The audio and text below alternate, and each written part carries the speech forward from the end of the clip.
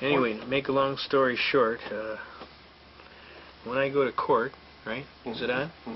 Alright, when I go to court, I always take all my Lucky Charms with me, and I was one of the fellows that served with the infamous Apache Troop, 1st Squadron, 9th Air Cavalry. We were the fellows that were in the movie Apocalypse Now, where they told you, I love the smell of napalm in the morning, and that gentleman was exactly like that. This book is done about the Apache headhunters by a Cobra gunship pilot by the name of Jerome Boyle, who we used to call Dirty Harry, because he looked just like Dirty Harry. Make My Day. He used to have that painted on the side of his aircraft, along with Pinball Wizard and a few other things. This is a phenomenal book about a story of serious Americans. This is a Cobra pilot, Jerry Boyle's own story. A former policeman arrived in Vietnam in March of '70. He went from being a FNG, which I can't tell you what that is in a church, but it's bad, to a combat vet in just 2 months, whether rescuing downed crews, flying fiery combat missions during the invasion of Cambodia, or being shot down himself. Boyle saw war quickly turn from a scary game of bullets, rockets, and grenades to a terrifying race against death, where just split seconds could turn a scene of breathtaking beauty into one of stark, absolute terror. He witnessed men risk their lives daily to save others, and he heard the dreaded call, taking fire, taking fire. They were too often a fellow pilot's very last words before his chopper became an inferno. Boyle learned real fast that there weren't a lot of going-home parties for Apache Troops pilots. And when you listen to some of the stuff, this is a Cobra pilot's life and death experiences in Vietnam's legendary Apache Troop, 1st of the 9th Air Cavalry. This pilot was the recipient of, he was a California native and former policeman of Ventura, California. Among the medals and decorations awarded to him for his service, and this was kind of typical of most of the people in this outfit: Silver Star, 3 Distinguished Flying Crosses, 5 Bronze Stars, 2 Army Commendation Medals for Valor. He now works as a pilot who flies in support of offshore operations. He lives in Oahu, California with his wife Andrea of 20 years. And to read some of the stuff about this is absolutely phenomenal. Some of the things that get involved, I'll just read you a closing part of this thing to give you an idea. The Apache Troop I served in wasn't part of the Army. The Army was part of Apache Troop. We were mavericks, but the kind of team that any commander with hair on his tailpipe would want his unit to be like. If you couldn't get what you needed to accomplish the mission through normal channels, we begged, borrowed, or stole it, usually the latter, with few exceptions. I'd follow the men of Apache Troop into hell, knowing full well, sooner or later, someone from the Blues, the Whites, the Reds, the lift platoon, or the mess section would emerge from a smoking hole, dragging the dead, smoldering ass of the devil. Now, he kind of exaggerates a little bit, but I can tell you that these men were phenomenal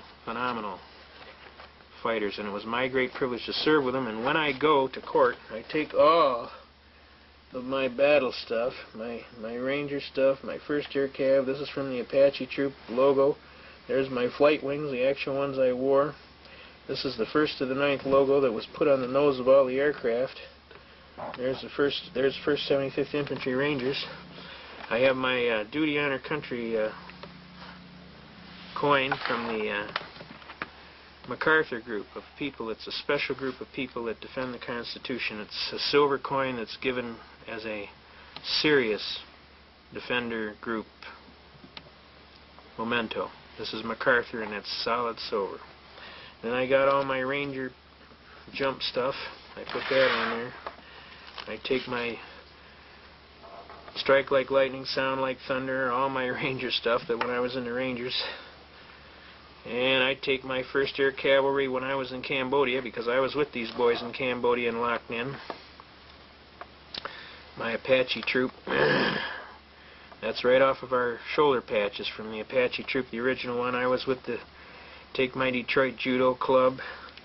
This is a patch they give you for running 50 miles to save your life. You got a certain time to do it in. They give you a bootlace and a pocket knife, and if you get caught, they put you in a POW camp and treat you like a prisoner. So it's like you got 12 hours to run 50 miles, or you go to the POW compound and they treat you like a POW. They hung my buddy up in a pit full of poisonous snakes upside down for about a day or two. And then this is my other patches that I wear from Vietnam and Special Operations Group. I flew in support of Boegrites in Cambodia. We used to deliver their supplies. I got my Ranger belt buckle. All these are mementos of a program. My Bronze Star medal. I have 33 of these air medals. I got 5 of these Bronze Stars. I got a Distinguished Flying Cross, Vietnamese Cross of Gallantry, 33 air medals. Shot down 4 times, left for dead twice, walked out of Cambodia with 2 regiments on my tail feathers. This is the SOG Special Operations Group MAC-V that we flew in support of Boegrites in Cambodia and the Cambodian operation. I was one of the special air crews that was selected personally to fly the infamous Marine Sniper in Laos to shoot that general at 800 yards. I was one of the guys that flew him in. And we wear the wings of eagles. We support the National Rifle Association totally. You know, we ain't fooling around. We want our Constitution. We want our Second Amendment. I am a member of Vietnam Veterans. And basically, when I go to court, I put all my Lucky Charms in my pocket. It kind of drives them nuts down at the courthouse. I also have my flag. I always take my flag with me. And I have my Vietnam Veterans belt buckles and my De Oppresso Libre, which means the liberator of an oppression from the special forces that was given to me by the boys over there for helping them, you know. So all this goes in my pockets.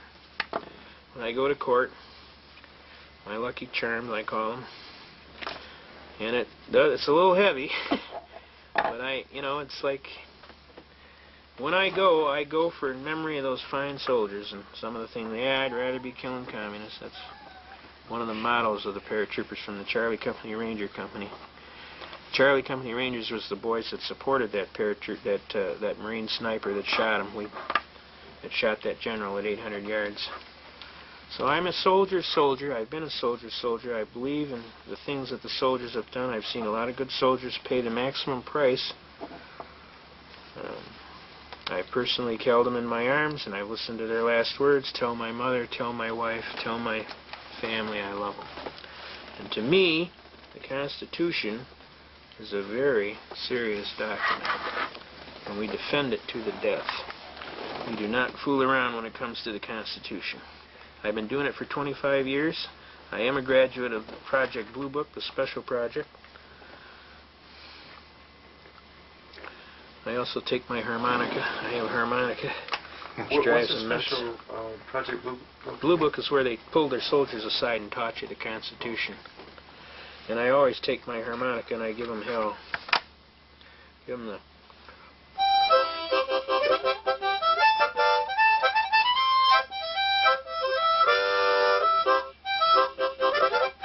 and we give it to them. Tell your Southern Air Transport story. Yeah, well, we were flying interdiction along the Cambodian border, and we come up on the door of these B-model Huey. It was a smaller Huey, and it was painted blue and silver. And all along the side of the tail boom was white powder. And I informed the aircraft commander, and he told me he was hailing them on the hailing frequency, and he called them up and told them to land. We wanted to inspect their cargo, and they told us basically to blank off and die. You know who we are? My pilot told him he didn't care if he was a man from Glad. He was going to land that aircraft and we were going to inspect his cargo. Basically, he told us,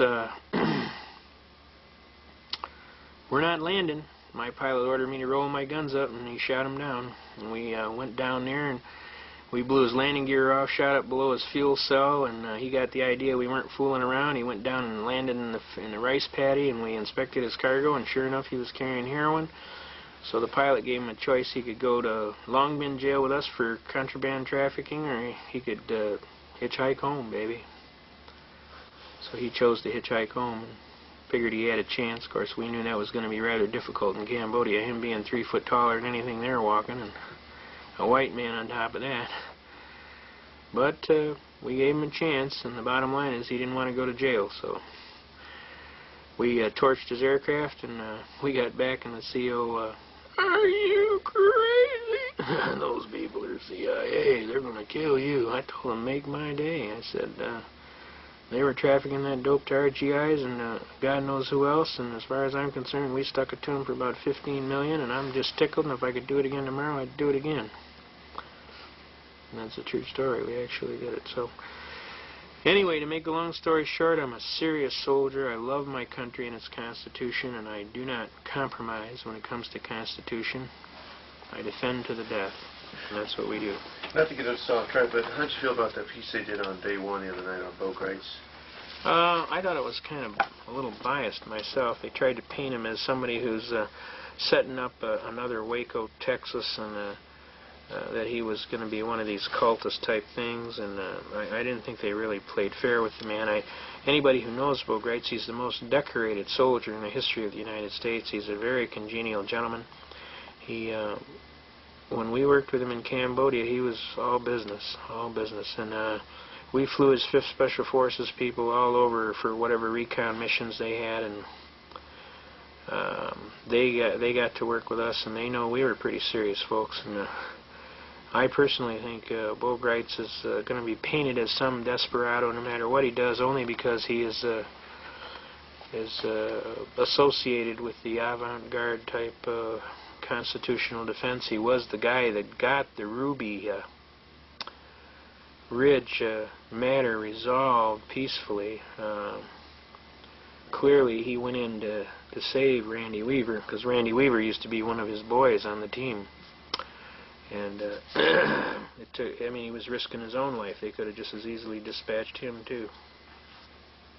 So he's a man of great courage. I respect what he's doing. I appreciate that he's trying to make things happen, but I also know that he's going to be held in some type of villainous, no matter what he does, people are going to not understand, and they're going to be afraid, and of course the newspapers will continue to paint him as whatever boogeyman in the closet they can.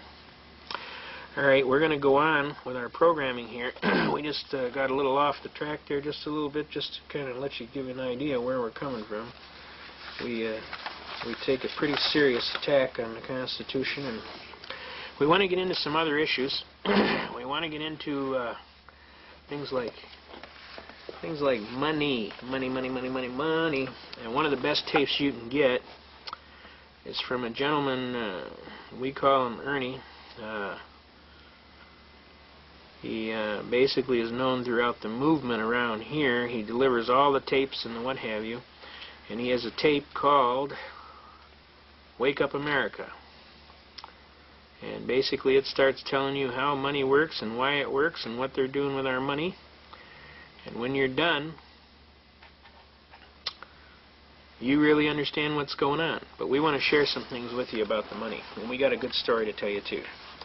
But basically, we want to share with you right now in Michigan, the Michigan Compiled Laws programming. Can you see over there? We want to share with you up and to the left. Alright, back. Okay. Alright, we're cool. We're cool. Alright. 21.153 Michigan Compiled Laws Act. Obligations due state or municipality and date operative when paid by check or legal tender. Whenever any check or bank draft shall be tendered for the payment of any debt, taxes, or other obligation due the state or to any municipality therein, such check draft shall operate as a payment made on the date the check or draft was received and accepted by the receiving officer. If it shall be paid on the presentation without deduction for exchange or cost of collection. All agencies of the state of Michigan shall request that checks tendered in payment of an obligation due the state shall be made payable to the state of Michigan. No receiving officer shall be required to receive in payment of any debt, taxes, or other obligation collectible or receivable by him any tender other than gold or silver coin of the United States, the United States Treasury notes, which you can't get today, gold certificates which you can't get today, silver certificates which you can't get today, or other Federal Reserve bank notes. And there's no bank notes in circulation. There's Federal Reserve notes, but there's no Federal Reserve bank notes. Now the reality is, by this fact, you are specifically precluded from tendering lawfully without being a party to a felony, that of debasement of the coin of the realm, against the 1792 Coinage Act, the Sherman Coinage Act. So Roger Sherman wrote a book about this, and it tells you all about coinage and the debasement of the coin of the realm. And that's why he is affiliated with the 1792 Coinage Act. Now the reality to this is, what has been going on over a period of time is they've been playing games with the money. As we can see right here, we have right here a silver certificate. This certifies that there is on deposit in the Treasury of the United States $1, right, of silver. Alright? $1 in silver payable to the bearer on demand. Now, we had a little time we got together. We had some of these notes. We had some gold certificate notes. Also, we got one here that says, United States note, the United States of America. Now notice the difference here, folks. This one just says, this note is legal tender for all debts public and private. But we know that that's a lie, because Article 1, Section 10 of the Constitution says, nothing but gold and silver coin shall be made a tender in payment of debt. Now this is going to bring up a real interesting case that we got here. Now, we went down to the Federal Reserve Bank and we took $500 worth of, these are silver certificates here, but we took gold certificates, $20 gold pieces. We had $500 worth, and we went in the Federal Reserve Bank, and I walked up to the window and I said, I'm the bearer on demand and lawful money of account of the United States government, sir. I said, I want my gold. I handed her the notes. She looked at me and she says, sir, we don't have any gold. I said, are you trying to tell me this bank is overextended? Everybody looks. You can't come in here and do that, sir. You're going to get a run on the bank. I said, I'm asking you for my gold. I'm the bearer. I am here and before you demanding. It says pay to the bearer on demand and lawful money of the account of the United States government and $20 gold. I got $500 worth of these, and I'll take $20 gold pieces. We don't have any gold. Are you trying to tell me this bank is overextended? So they called the SWAT team. This lieutenant comes running up, and all these guys got rifles, and they're all at port arms. Then the lieutenant walks up to me and says, all right, what the hell is going on here? So I explained to him. I said, sir, I am the bearer on demand and lawful money of account of the United States government. I'm here and before this bank. This is a lawful bank of the government.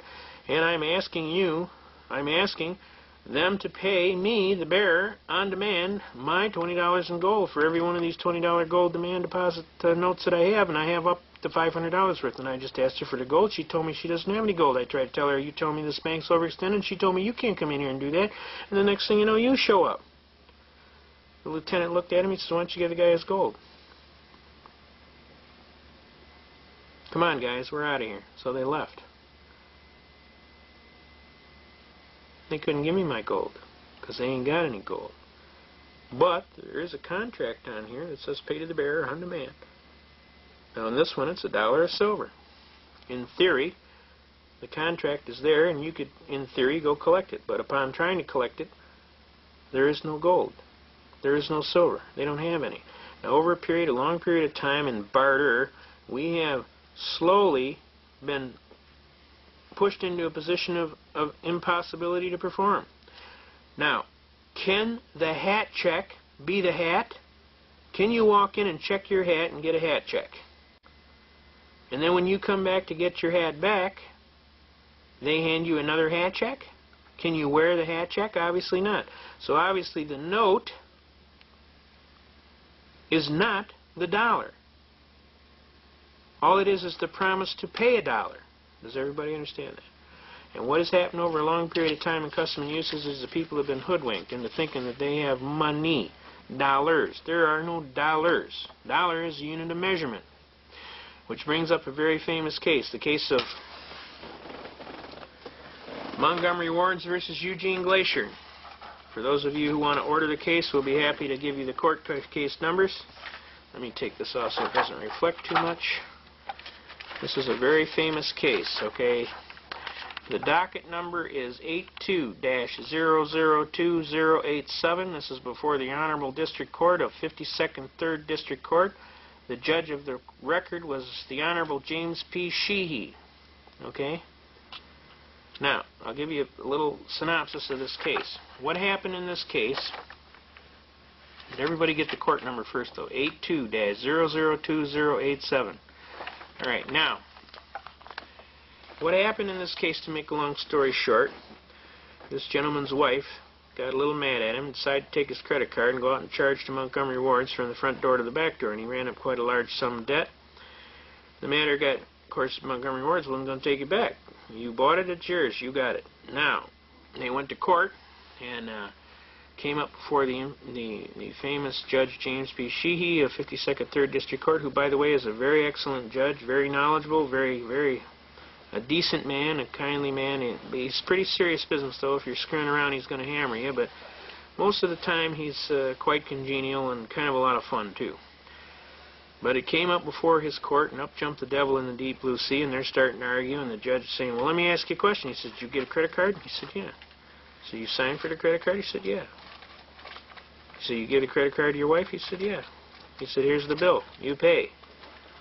He says, okay, Judge, now let me explain something to you. You told me that the judgment is for this amount. Is that right? And I'm asking you, and you told me it's this many dollars, and I'm asking you for a determination of the dollars. What dollars?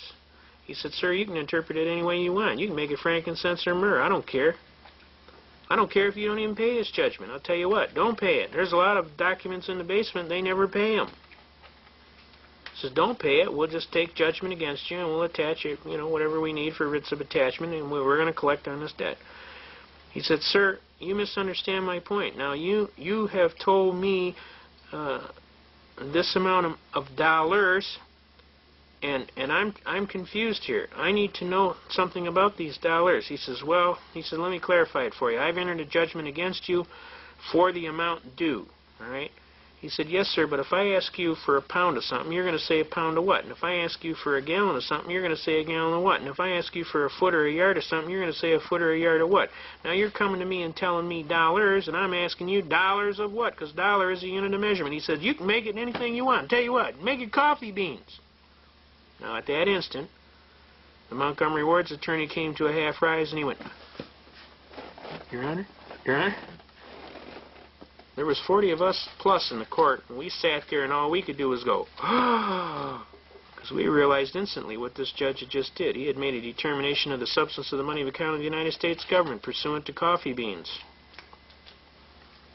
With great courage, the Honorable Judge James P. Sheehy had made a determination that the substance of the money of account of the United States government was coffee beans. That's what we told the Wall Street Journal and all the newspapers and television stations that would listen. He was most upset about that. Instantly, the judge looked across the room. We're all sitting with our jaw on the ground. And he leaned back in his chair, flipped his pencil in the air, and he said, S with a hit on the record. He realized that a landmark Michigan court decision had occurred. He realized that Montgomery Ward's wasn't going to say nothing. Because they won. They ain't going to appeal. They won. What are they going to appeal? You won? You won. You won? You won. There's nothing to appeal. We weren't going to appeal because we won, too. We got the judge to make a determination that the substance of the money of account of the United States government was coffee beans. You can see in the back of this book here, Mr. Glacier took the judgment right here, and this was for $1,098.97. He did it in 100 bean bags certified, 1 bean to the dollar, and 97 100ths. We cut the tip of the bean off, painted a white line on it. He sent it to Montgomery Ward's. We got it on there? Mm-hmm. Please find enclosed in this package 1,148 coffee beans, which is payment in full, pursuant to Judge of the 52nd District Court, October 8, 1982, before this Honorable Judge James P. Sheehy. I thank you, sir, for your time and trouble concerning this matter. Most graciously yours truly, Eugene Glacier. And it's certified mail sent to him. They never said nothing. Nor would they, nor could they. He honored the stipulation of the judge. Okay? Now, to this date, this gentleman comes to court with a big red bag, marble bag, full of coffee beans that he's got stenciled on the side, Gene's Beans. I'll read you the last statement. This is kind of hilarious. It's pretty good. He's asking for a determination of the substance of the money of account. I'll read you about the last 3 pages. He goes, all right. Therefore, really out of his own testimony, it seems to me that judgment really is unavoidable in that amount. Thank you, Your Honor, the court. Anything else, sir? You have the right to a closing argument, Mr. Glacier. Only that I don't think I received a fair and equitable trial here today, the court. This is a closing argument regarding this trial, okay? As to the subject matter, Mr. Glacier, subject matter, I have nothing to add to the subject matter here. The court. The court makes the following finding of facts. That the court finds that pursuant to Plaintiff's Exhibit Number 1, that Mr. Glacier, Eugene Glacier, entered into a contract with Montgomery Wards and the company which it is a monthly account.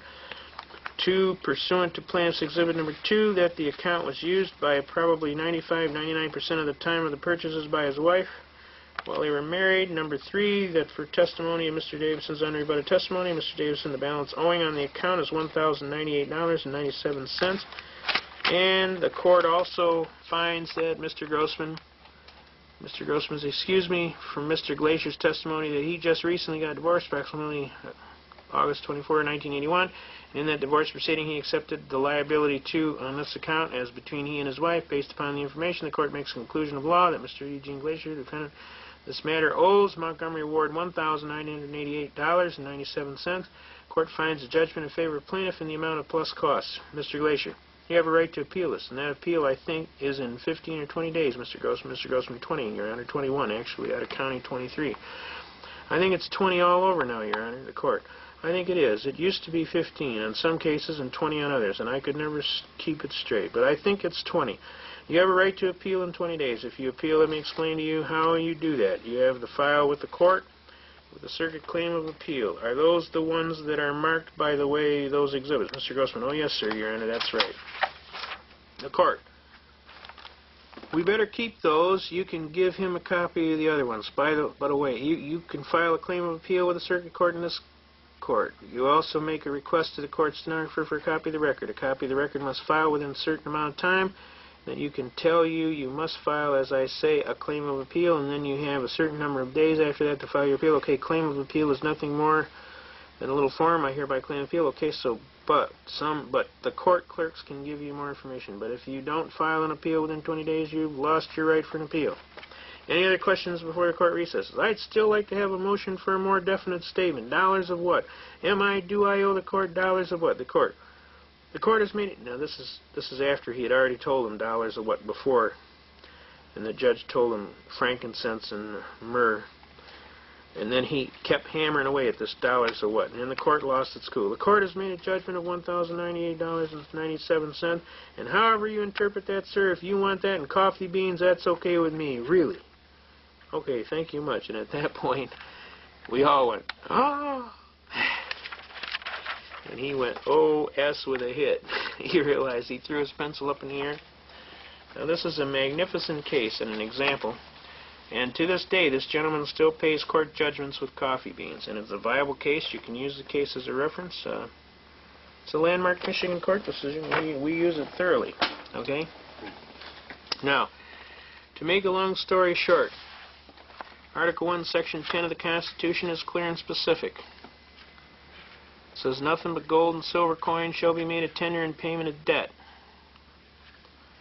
We want to give a number out on where to get those tapes too. The tapes. It'll be on the end of the tape or at the beginning. Yeah, okay. All right. We want to make sure they get the tapes about Wake Up America. All right, now we got Article 1, Section 10 right here. For those of you who are looking for no bill of attainder or ex post facto law shall be passed. That's traffic tickets, folks. A bill of attainder is a traffic ticket. Can you see that right here? No bill of attainder or ex post facto law shall be passed. No capitation or other direct tax shall be laid unless by the rule of apportionment or census to... We'll talk about that later. That's another heavy one. All right. But Article 1, Section 10 is basically no state shall make anything but gold and silver coin a tender in payment of debt. Right here. No state shall enter into any treaty. Oh, wait, no, that's not right. Article 1, Section 10. Section 8. 10. It's Article 1, Section 10. No state shall make anything but silver coin. It's on the bottom of the page. All right, where's that? Oh, that's 9. That's why. Article 1. No, that is. It's towards the bottom of the page.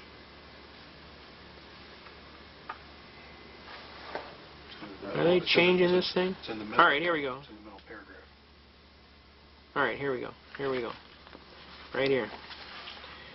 No state shall enter into any treaty, alliance, or confederation, grant letters of marque and reprisal.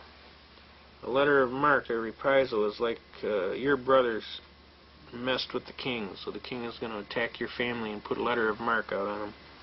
Coin money. Emit bills of credit. What is a Federal Reserve note? Make anything but gold and silver coin a tender in payment of debts. Why? Because it creates inflation.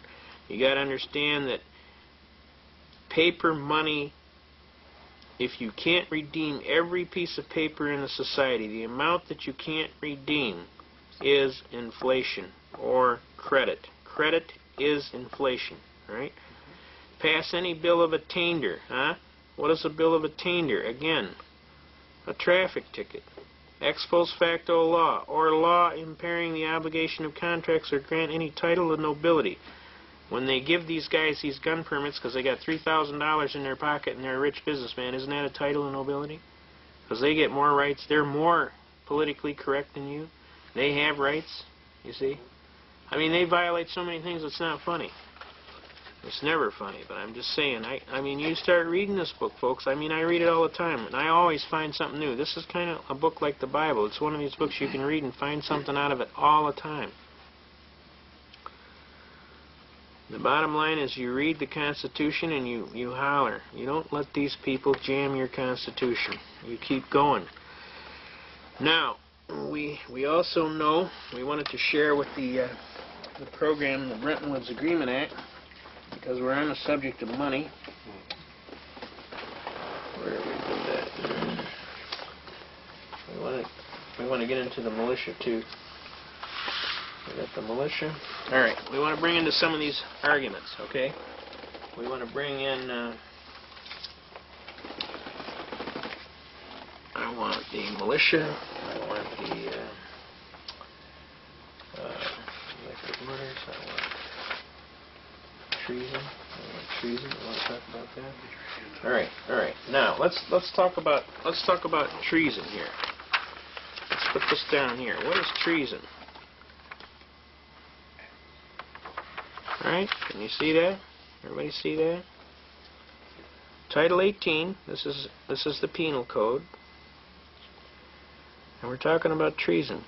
Whoever owing allegiance to the United States levies war against them or adheres to their enemies, giving them aid and comfort within the United States or elsewhere, is guilty of treason and shall suffer death, or shall be imprisoned not less than 5 years and or fined not less than $10,000, and shall be impeachable of holding any office under the United States. All right?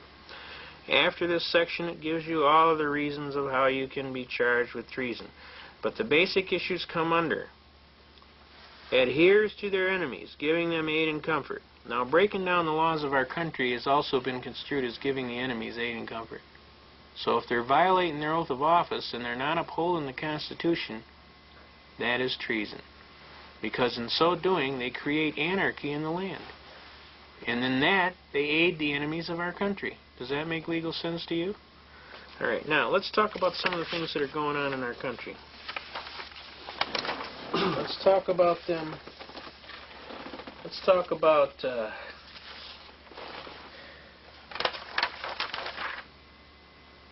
where is that? I just had it here.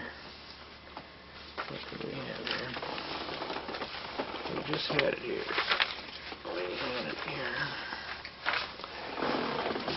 We want to talk about these treasonous acts, and we want to talk about things that are going on.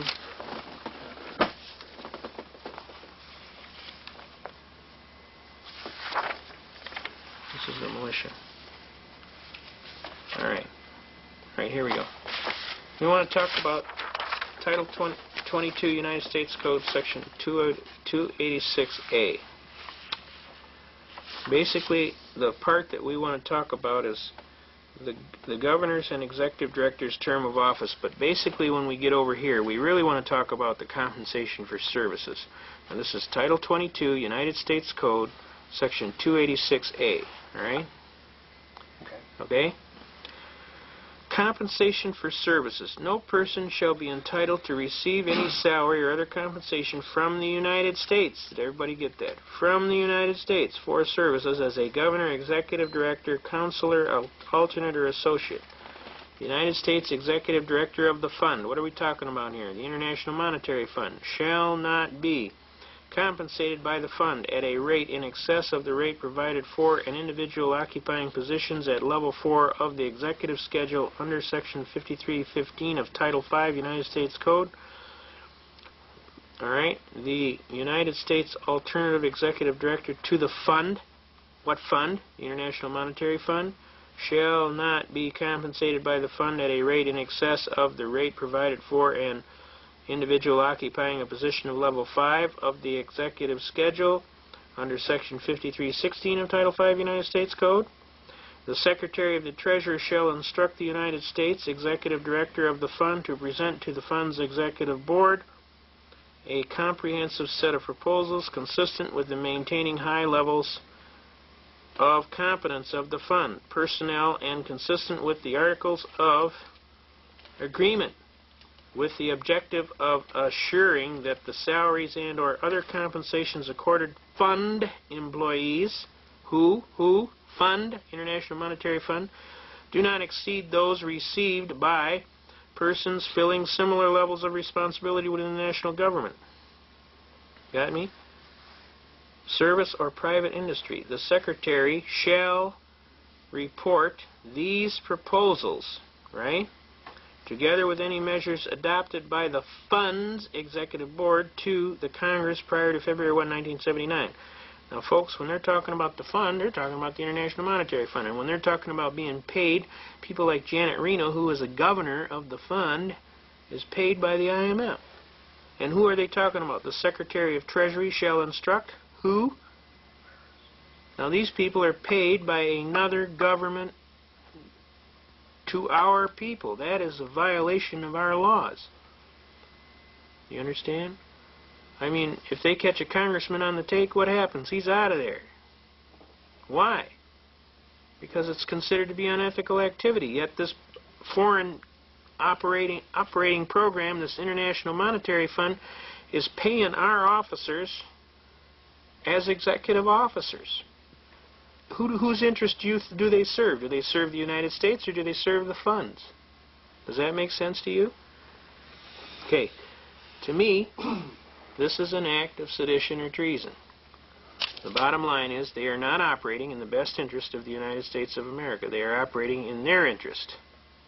And they are paid by a foreign power. And how can they sit in an office of government in the United States of America paid by a foreign power? It's inconceivable that this is going on. Now, we want to find out. Who gets our income tax to the fund? Yeah, well, yeah. I mean, it's absolutely obscene. Now, what we want to do here is I want to figure out. We got the treason, so we know that's treason. I mean, if they're operating outside, they're in treason, right?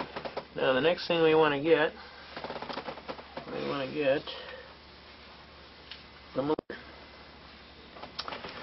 get the militia up here. Now, folks, the militia is organized because they have been concerned about our Constitution getting dumped in the can.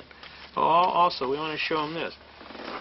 These concurrent resolutions here expressing the sense of the Congress regarding the need for the President to seek the Senators' advice and consent to ratification of the United Nations Convention on the Rights of the Child. Okay.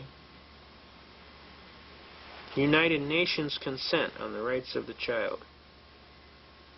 Okay? John Conyers is in on this. He's one of our guys, too. Okay? Now, the bottom line is they're setting standards, all right? And on these standards,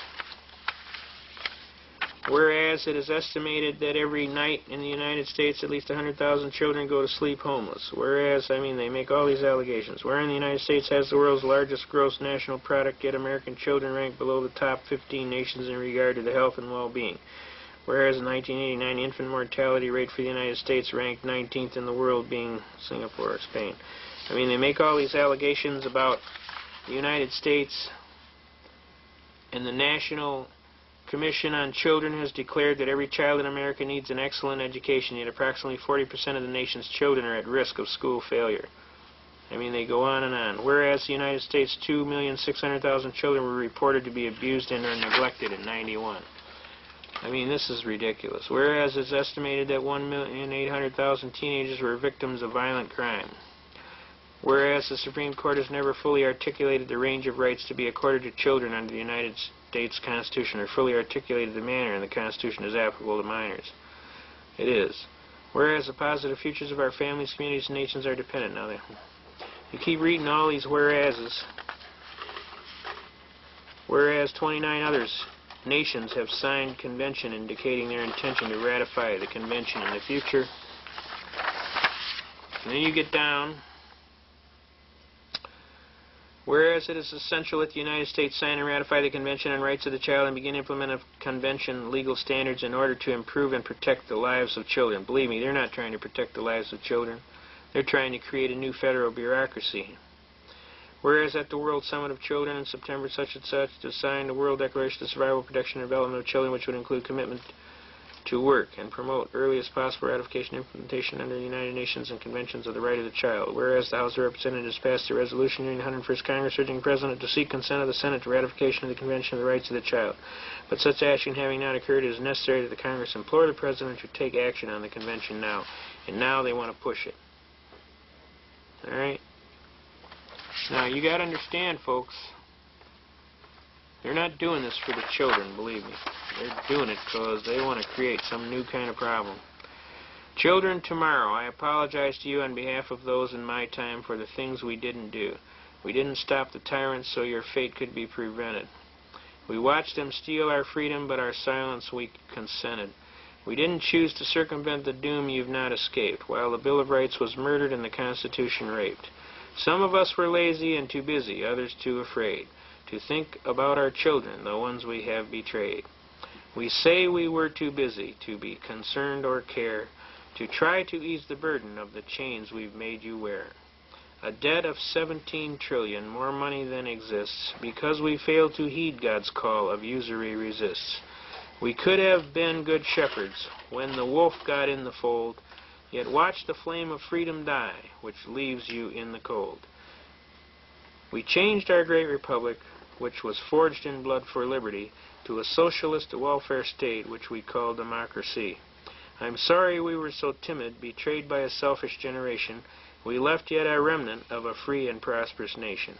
I'm sorry for our action, like sheep we have behaved. We could have left you freedom, instead you are enslaved. Children of tomorrow, descendants of our land, I'm sorry we allowed this fate, you now must understand. Children of tomorrow, educate yourself if by reading the Bible to break the chains we left you with, maintain. God's 10 Commandments, use reason, logic, and common sense. Suffer the little children to come to me, for such is the kingdom of God. Dennis Byron. This come off of the Amateur Radio Freemen's Bulletin Board, September 1992. End of transmission. So I think you can see here, at one time they pretend to do all this, and yet on the other they do all that. So I thought this was very poignant thing to put out on the air and try and hammer across, okay? Now we want to cover some other things. We want to cover the Brentwood Agreement Act. And we're trying to hustle up here. What do we got down there? Let's see. Hang loose here. Just a second. I'll pull it. I'll find it. That's the Treason Statutes, the 22 U.S.C. We want to go for, that's Erie Railroad versus Tompkins. That's the last thing I want to cover. United States. We got Marshall versus Kansas. We got constitutional arguments. We got civil rights. We want to share so many arguments. Oh, yeah, we want to cover the 1-207. Remember I told people about the 1-207? Alright.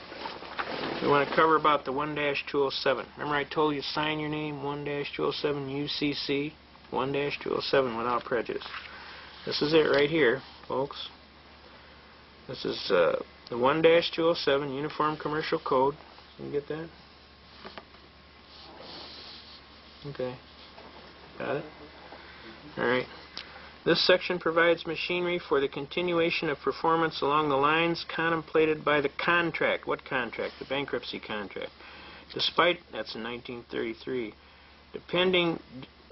pending dispute by adopting the mercantile device of going ahead with delivery, acceptance, or payment without prejudice, under the protest, under reserve, with reservation of all our rights, and the like. All of these phrases completely reserve all rights within the meaning of this section. This section, therefore, contemplates that limited as well as general reservations and acceptance by a party may be made, subject to satisfaction of our purchaser, subject to acceptance by our customer, or the like.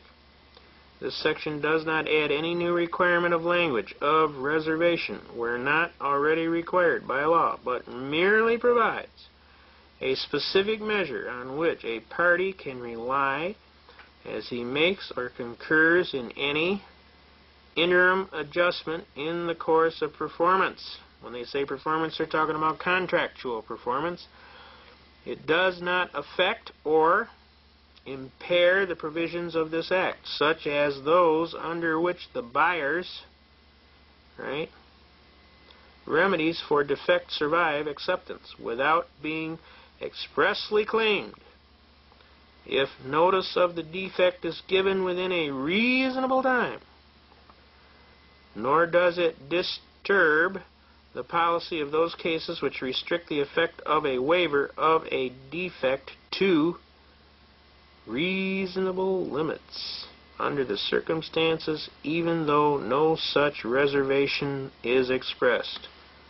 Now, this is all what they're talking about when you write down without prejudice.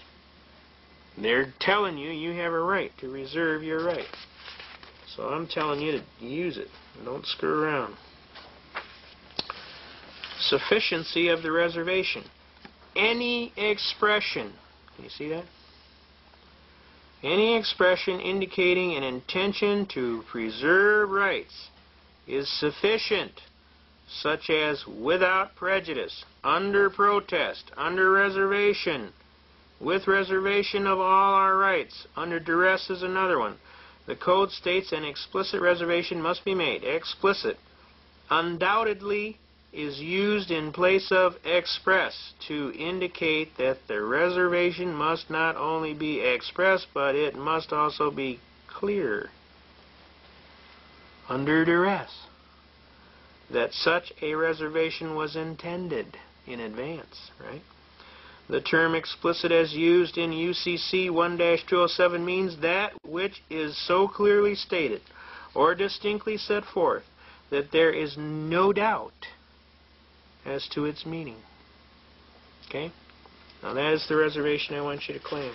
I want you to screw around. I want you to use your head for something other than a hat rack. Because I'm telling you, You just do it, too. just do it. Yeah, just do it.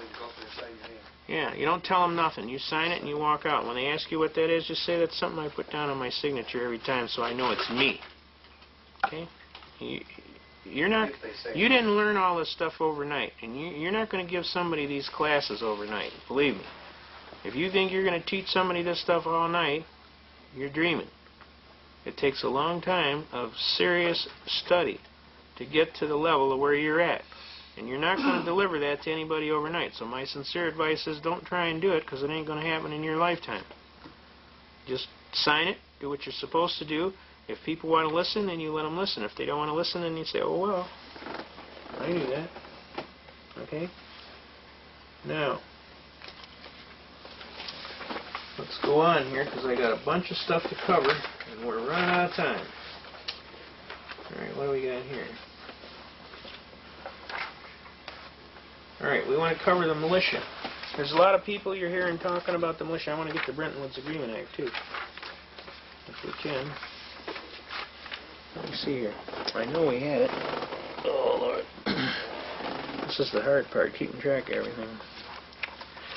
Okay. Alright, we will find it. I promise you that. Alright, what we want to do, we want to show off some of these things. Under executive order of the President, all persons required to deliver on or before May 1st, 1933. Try and blow that up. That's a good one. That's all your gold and silver. I want to make sure we get into all kind of arguments here real quickly. Should we have some gold and silver? By law? Should we have some? Yes, yes. I think you should set aside some serious money to put in. I think people shouldn't have everything in gold and silver, though. I think you should have. I think you should buy toilet paper, and I think you should buy food, and I think you should buy cough medicine, and I think you should buy laundry soap, and I think you should buy, have some stuff around like you would keep your normal business, and put a little bit in gold and silver. I think you should have a pump shotgun in your closet to defend your house. Something, yeah, something to defend your house. Not that you may need it, but if you do, you got it. I think you ought to seriously consider. All right, we got the militia here. That's one of the next biggies we want to talk about, the militia. All right, let's do that.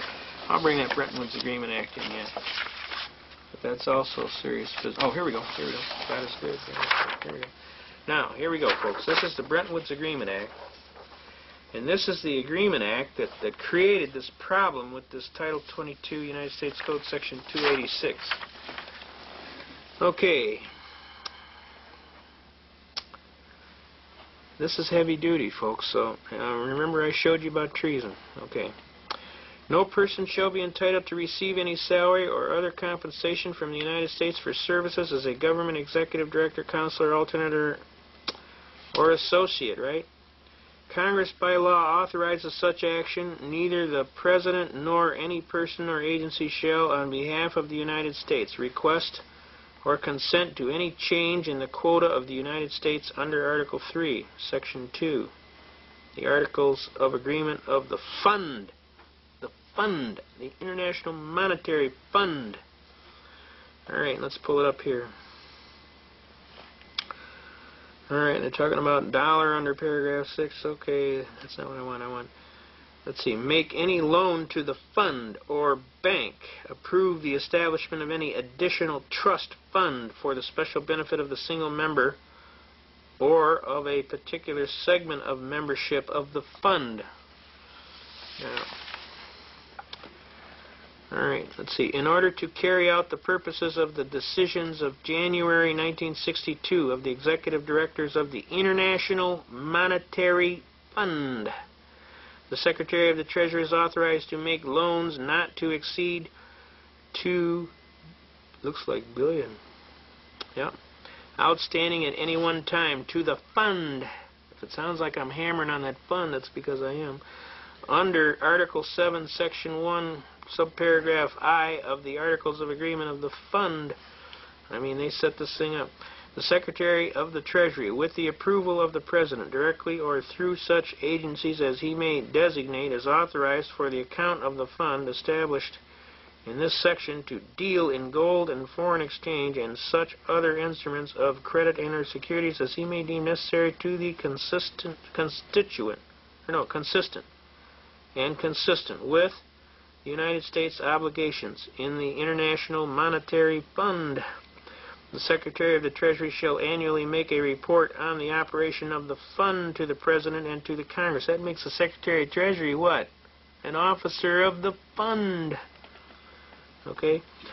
The Secretary of Treasury, yeah, he is guilty. The Secretary of Treasury is authorized to issue gold certificates in such form and in such denomination as he may determine against any gold held by the United States Treasury. The amount of gold certificates issued and or outstanding shall at no time exceed the value at the legal standard provided in Section 2 of Par Value Modification Act 31, United States Code 449, on the date of enactment of this amendment of the gold so held against gold certificates. There are no gold certificates. Alright, the amendment made by sections 2, 3, 4, 5, 6, and 7 of this act shall become effective upon entry into the force of the amendments approved in the resolution numbered 31-4 of the Board of Governors of the Fund. Now this is called the Brentwood's Agreement Act, folks. And this is what set up Title 22 United States Code, Section 286A, which says that these officers are paid out of the fund. They're not paid as United States employees. Capiche? Is there any doubt in your mind now who gets paid where? We don't pay them. They're paid by somebody else. The fund. Who is the fund? All of those rich guys that are sitting over in Europe that are trying to control our country. Alright? Now. Okay, let's move on here. We got things to do. I want to show you something else too. Let's look at the very first book of of the United States Codes Annotated. And I don't care which section you grab. Grab either Lawyer's Edition, or if you grab... I want you to take a particular note to this and pay close attention. I want this amplified if you can do it. I want it to read right here. The part where it says, this title has been enacted into positive law. Notice the little asterisk right here, folks? There's a little asterisk right here. Everybody see that? Can you see that? You see my pen? Move it till you see my pen point come in. Okay. You see my pen point? Alright, alright. This title has been acted in as positive law. Okay? Notice the little asterisk. When you come down here, and all these titles that got the little asterisk, they're all part of the law. Title 11 Bankruptcy, Title 13 Census, Title 14 Coast Guard, you know. Copyrights, you got Crimes and Criminal Procedure, Title 18, right? Now, I want you to notice something as we come over to Title 26 here. Title 26 is the Internal Revenue Code. It's never been enacted into law. It's a regulation. Can you get it? Can you get it? See that? Look closely. Title 26 and Title 27. Do you see an asterisk there? You don't see one, do you? No, sir. That's because there ain't one. Now, let's look at the other version. The other version is exactly the same. And this is the one out of the official U.S. reports for titles. And this one says, can you get my pen? You tell me when. All right, there. Okay. This title has been enacted as law. Look at all the titles that got an asterisk. You'll notice again, Title 26 and Title 27, Zippo. No asterisk. Everybody see that? Real clear? Pull it over. No asterisk. Obviously, it's never been enacted as law. How could it be? I'll tell you how. We got a case over here called Erie Railroad versus Tompkins, and I'm going to bring it to your attention. Erie Railroad versus Tompkins is a magnificent court case. Basically, what this court case did, this court case is recorded at Volume 304, United States Reports, page 64. This is the start of the case. That's 304, Volume 304, United States Reports, Section 604. Now, what this case does is it sets up a duality of citizenship. There are the citizens that live at the common law, and there are the citizens that live at the national law, or what is called Admiralty and Maritime Jurisdiction. Now, the way they get away with putting this Title 26 and this Title 27 out, the way they do it, is they create this Admiralty and Maritime Jurisdiction, and if you volunteer into it, you are in it. If you step in it, it's on you. Okay? So I'm telling you, don't do that. You know what the doctor says? Every time you go to the doctor and you say, Doc, every time I do this, it hurts. You know what the doctor tells you? He says, don't do that no more. You don't do that no more, it won't hurt, right? I'm telling you the same thing applies with this. Don't volunteer. How do you volunteer? You enter and you watch what you sign, number one. Any evidences of contracts where you are an Admiralty or Maritime Jurisdiction says that you are a party to the contract. So you avoid that. When you sign that bank draft to get into that bank and that Section 9 form you fill out, guess what? Look at the bottom. You sign to get into an Admiralty Maritime Jurisdiction. What the hell would you want to do that for? It's illogical. When you signed up for that Social Security check. So, how are we going to remedy this situation? 1-207. Without prejudice. You sign anything that has to do anything with those guys, take the rights if they'll give them to you. Take the benefits. But make sure when you sign it UD, 1-207 without prejudice. And that makes you a common law citizen. And when they pull you into these courts and they claim they have jurisdiction over you, you say, the first thing out of your mouth is, Your Honor, may it please the court, before this matter goes forward, I wish to state that I am here on a special appearance as distinguished from a general appearance, and I am answering in the form of a demurrer. A demurrer is an old way of pleading. It's an old-fashioned, old-country, barrister English way of pleading without granting jurisdiction. In other words, I'll answer out of courtesy, and I'll give you an answer out of courtesy, but at no time am I granting jurisdiction. Now, I put on my briefs, I state my name, I state the defendant in propria persona, on a special appearance as distinguished from a general appearance for jurisdictional challenges. Now, I've raised the issue of jurisdictional challenges. I'm putting on the record. It's clearly cognizant. Once jurisdiction is raised, the burden is on the plaintiff to prove jurisdiction pursuant to McNutt v. General Motors Acceptance Corporation, recorded at 56 Supreme Court 502. It says, jurisdiction may never be assumed, but must be substantively proven by the plaintiff claimant. They don't prove it in a timely fashion, laches incurs. Laches is a species of action wherein a party of reasonable intelligence and integrity having a right to take an action as is prescribed by law, and having failed to timely do so, loses all right to proceed. So if they don't prove it timely, motion to dismiss, Your Honor, failure to state a cause of action for which relief can be granted, and I'd kind of like to collect my costs and fees for having to defend this frivolous case. Does that make sense to you? All right, now, let's get into this Erie Railroad case. This is a railroad case. What it's about, the guy was walking down the track and a board was hanging off the end of the train and whacked him upside the head. He tried to sue in the state courts. The state courts hammered him.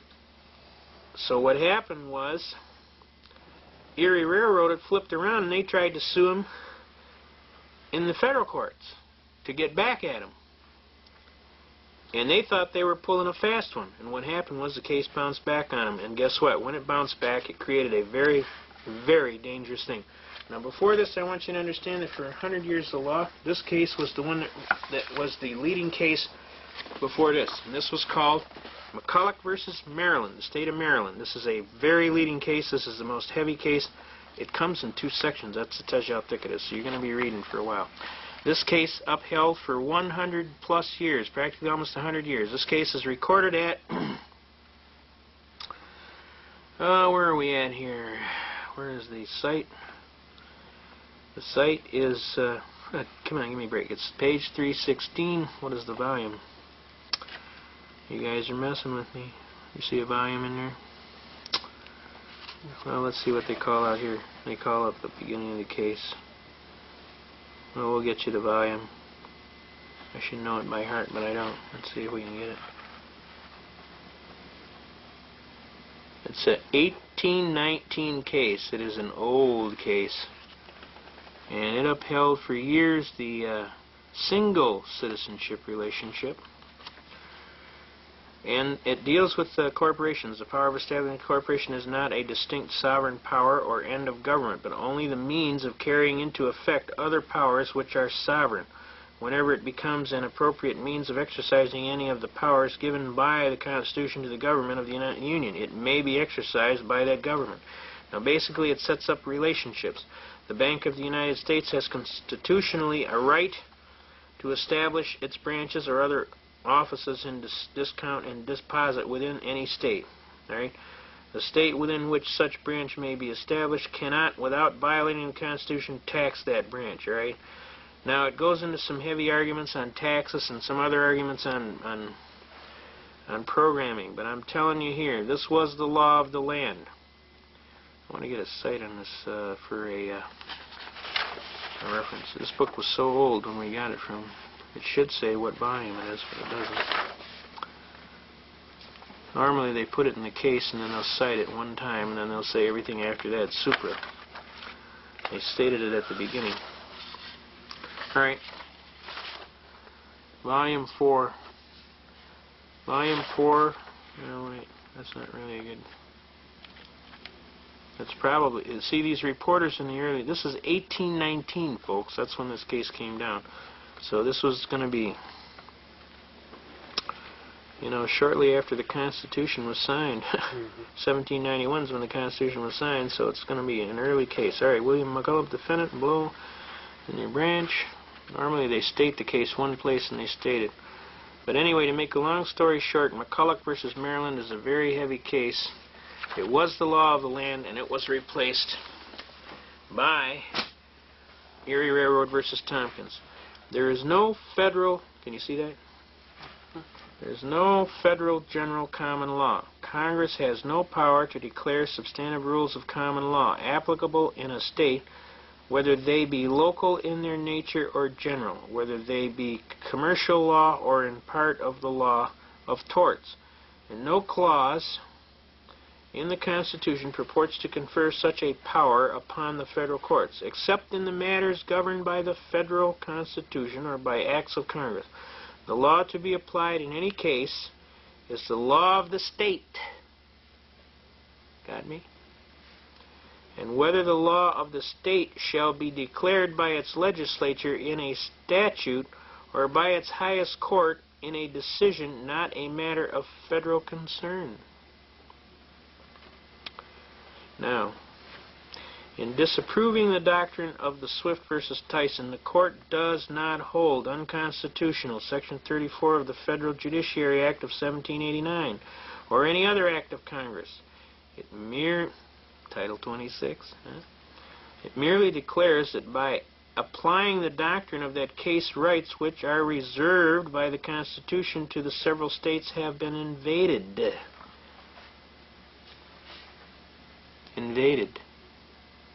That's why they can get away with having Title 26 without having no asterisk. They don't have to have it in law. They're claiming it's an act of Congress. And if you voluntarily enter into it, guess what? You bought the whole farm. A federal court exercising jurisdiction over such a case on the ground of diversity of citizenship. What am I talking about? Diversity of citizenship. I'm talking about dual citizenship. Right? Is not free to treat this question as one of so-called general law, but must apply the state law as declared by the highest state court. Swift versus Tennyson, overruled. The liability of the railroad company for the injury caused by negligent operation of its train to its pedestrian on a much-used beaten path on its right-of-way interstate, right, along and near the rails depends in the absence of a federal or state statute upon the unwritten law of the state where the accident occurred. Now what they're trying to do here is they're trying to justify the existence of this duality of citizenship between common law citizen, which you are, most of you, and this natural national citizen, which would fall under Title 26 United States Code. But I'm telling you to look up Section 6331A of Title 26, and you will see that the Secretary of Treasury has jurisdiction only over corporations, officers of corporations, and officers of government residing in the District of Columbia and artificial corporation, who are contractors of the fund. Capiche? All right? Now this is an important case. If you guys are going to be in this seriously battling and want to argue jurisdiction, which is a very good defense on almost anything they can pull on you, you're going to have to read these cases. Erie Railroad versus Tompkins, recorded at 304. That's volume 304, U.S. Page 64 is where it starts. It's vital that you understand these arguments. I just finished battling a United States attorney, and we were arguing, and he's talking about this is all gibberish. And I told him, I said, sir, I don't think you're well read on the law. All you got to do is read several of these cases, and they'll tell you, 1, there is a duality of citizenship. 2, it has to be clearly defined. And 3, I have defined it. And now I'm asking you to prove that I'm not a party. Or prove that I am a party. You tell me. It's your burden. You're the one making the complaint. You make the complaint, you get the burden of proof. Who says so? McNutt versus General Motors Acceptance Corporation, 56 Supreme Court, Section 5, or page 502. You made it, you prove it. Okay? You don't prove it timely, I motion to dismiss. Failure to state a cause of action for which relief can be granted, and I will beat your little tail. So I would highly recommend you get to busy to proving it. Now, if you think the stuff don't work, let me tell you something here. Right here, right today, government came, told me, motion to dismiss, right? United States of America hereby moves, pursuant to federal rules of criminal procedure, for leave to dismiss the indictment in the case to support the statutes, okay? Now, they can't argue. and his certificate of service. Order dismissing indictment, which the judge will sign. The government having moved to dismiss the indictment in the case of this court, being fully advised in the premise that is ordered in the indictment of B, and the hereby is dismissed with prejudice, and that the defendant's bond is canceled, it is so ordered and adjudged. Wherefore, the United States requests that this court enter the attached order dismissing the indictment without prejudice, but we'll figure that out. We'll fix that up. See, I don't care if we go to court, because I know who's going to win. And I pray to God that He'll help me do that. So if they want to go to court, I tell them, make my day. When I'm in the court, the guy says to me, well, we could get you for an income tax evasion, and you might win one, but you won't win them all. I looked at him most calmly, and I said to him in the clearest and gracious language, I said, sir, I'm going to advise you to go look in them law books real carefully, because I'm going to tell you straight arrow, I have had occasion to look in them law books, and I'm telling you, sir, if you bring that complaint against me, I'm going to tell you to make my day. Because I'm a pretty serious fellow, and I'm not going to fool with you. I'll sue your socks off and attach everything you own, bank, business, and home. So, the best thing I can tell you is before you make a complaint, sir, I would highly recommend that you seriously consider the merits of your facts before you go writing a bunch of dribble. And when we got him today, he's talking about, well, your briefs are nothing but gibberish. So we asked him, he said, well, on our proposed order to have it dismissed, do you want us to put it down there for good gibberish shown or just generally good cause shown? So he got a little red in the face and stormed out. But the bottom line is, if you know your facts and you got your stuff together, I'm telling you people out there in TV land, you can do this stuff. As God is my judge, I'm a truck driver. I've been an engineer for a while. I'm a fisherman, a hunter, and a guide. I'm a regular person. I just read a lot. Okay. I know people like to add stuff in the game, but I'm a regular citizen of the United States. I love my country and its Constitution. And I'm not fooling around. I want them to honor my Constitution, and I don't think that's too much to ask. I think a lot of fine soldiers paid for it. We've had a lot of patriots. Some of the finest people I've ever known have paid for it. I especially tout Donald Costu, who was the editor of the Constitutionalist newspaper and the initiator and starter of the Justice Pro Se movement in this area. He was a great man. He was a courageous man. He was found shot to death in his home with a bullet in his nose because obviously he stuck his nose in places it shouldn't have ought to been. He was a tireless defender of the people and the Constitution. Many a time we cruised the countryside doing meetings hither and yon. He wore a white cowboy hat, which we used to joke about. Good guys wear white hats. He was an exceptional personality.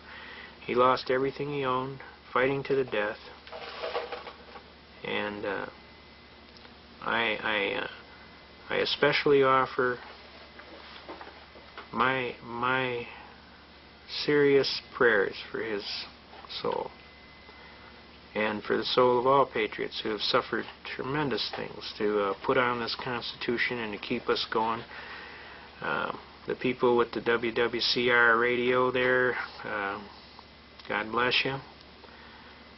Radio Free America, Tom Ballantyne, Bill Cooper, the infamous Jack McLam from Vampire Killer 2000. There's so serious battlers out here, folks, myself included. There's quite a few patriots all around. I can't tell you the names of the people that I feel absolutely privileged to know because the list would be so long here it would take another 2 hours just for the tape. But I can tell you some exceptional people, and some of them are on bond and they can't be doing that, so so I'm respecting their, some of the things. The infamous Eugene May, E.J. May. There's just so many. The infamous No Tax Jim, James Gordon Lott. I mean, the names are endless. So I'm telling you folks out here, there's a lot of good people out here that are pulling for you, that have risked a whole lot, have gone to jail, have stood out rain protesting. The infamous Dave Franklin, who was one of the most leading arguers on constitutional issues of admiralty and maritime jurisdiction. The outstanding Art Morris, who published the book The Greatest Swindle Ever Told, which is about 4,000 pages of documentary evidence on income tax situations. We're going to share you a couple of arguments in the end, and then we're going to kind of close it off here until the next time. But I want to thank you very much for inviting me into your home, and hopefully we haven't bored you to tears, and at the same time you will have a new love of your Constitution and your country, and that you will push like hell to make sure these people understand, hey, this is America, pal. Last time I checked, there's a flag on a pole out there, and that's an American flag. We don't want no blue flag out there. We want that American flag out there. And we got a Constitution, and we're going to keep it. If you don't like it, move. Preferably someplace out of here, like Russia or other places. If you like that kind of government, go for it. Knock yourself out. That's what free America's all about. You got a right to any idea you like, just so you don't injure your neighbor. You got a right to free speech, but you can't yell fire in a crowded theater. Got me? Does that make sense? Okay. So if you don't like it here, move. You don't want to exercise your constitutional rights, that's your prerogative, but if you get abused, don't say we didn't tell you. Because God kind of wants us to do this thing, because this is His holy land, and He's hoping that we're going to have enough hair on our tail feather to do it. Now I want to get into a couple other arguments. One of the things I want to tell you about is procedure. You're going to go to court and you're going to be your own attorney. By the way, this is the infamous No Tax Jim. He just died, God rest his soul. The infamous James Gordon Lott. I helped the gentleman do his appeal briefs to the U.S. Supreme Court, and I can tell you he was one hell of a gentleman. He can quote Tragedy and Hope, Quigley's Tragedy and Hope from the hip, from memory. And he just passed away. Just recently he died. I want you to see how he died, too. Where does it says? He was alone when he died, Monday, and no services planned, and they cremated his body. He fought to the end. To his last day, he was on the Mark Scott program. There's another exceptional patriot, Mark Scott. I can't speak highly enough for the courage it takes to come on the radio and tell God's truth. There's a lot of people like him. Tommy McIntyre, Mike Reagan. We could get you a list a mile long. There's patriots that come on and tell it like it is. J.P. McCarthy is another one that gets on there and tells it like it is. I remember this one casual time he got Gus Hall on, and J.P. said to Gus Hall, he says, Gus, don't you get tired of losing? Because Gus was running for president on the Communist Party ticket. And Gus turned to him and he said, J.P., what makes you think we're losing? He said, we've implemented every plank of the Communist Manifesto. We just haven't got the guns from the people yet. And J.P. turned to him and said, yeah, and you ain't going to get them from the people. What do you think of that? Well, folks, what do you think of that? They're working on it, aren't they? Huh? Now, you're going to go to court and you're going to be your own attorney. You got to be sharp. You got to keep records. You go to court, you write it down. You get anything in paperwork, you write it down. You send them anything in paperwork, you write it down. You got me? You don't be screwing around on me, because I'm going to tell you some of these things got dates and times and things that you got to do. And if you don't take care of business, guess what? They ain't going to take care of it for you. You're your own attorney. If you want to be your own attorney, you got to have records. You got to keep on top of things. So every time you do something, you write it down. And you make sure you can go back and say, yeah, I remember on such and such a date at such and such a time this happened and this happened and this happened. You can construct a chronological order of events, okay? Now, also write down all important numbers to anybody that has anything that's got to be done. Okay, now, what we want to get into is we want to get into some serious arguments on taxes. Okay? Now also we should tell you that if anybody violates your rights, okay, Title 42 United States Code, Section 1983. Everybody got this? Can you see it? Every person who, under color of statute, ordinance, or regulation, custom, or usage of any state or territory or the District of Columbia subjects or causes to be subjected any citizen of the United States or other person within the jurisdiction thereof to the deprivation of any rights, privileges, or immunities secured by the Constitution and the laws shall be liable to the party injured in an action at law, suit in equity, or other proper proceeding for the redress. For the purpose of this section, any act of Congress applicable exclusively to the District of Columbia. Why do you think they said that? Because they're members of the fund. And they are under Title 26, Section 6331A. Shall be considered to be a statute of the District of Columbia. Now, does everybody understand about Admiralty and Maritime Jurisdiction? I know you don't, but not a little bit. They have created a duality of citizenship under the 14th Amendment. They're claiming there's common law rights, which everybody gets their Constitution, and there's national rights where you waive all your Constitution. Now, which did you want? Does that sound like a good deal? Sounds like you're being ripped to me. Here we got the 1-207. Remember, 1-207, right? All right, now. Okay. Where are we at here? We want to show Jack McLam's magnificent books, too. Vampire Killer 2000 and the Aid and Abet newsletter. We need to get these out to every police officer in the United States of America. They need to understand what the heck's going on here.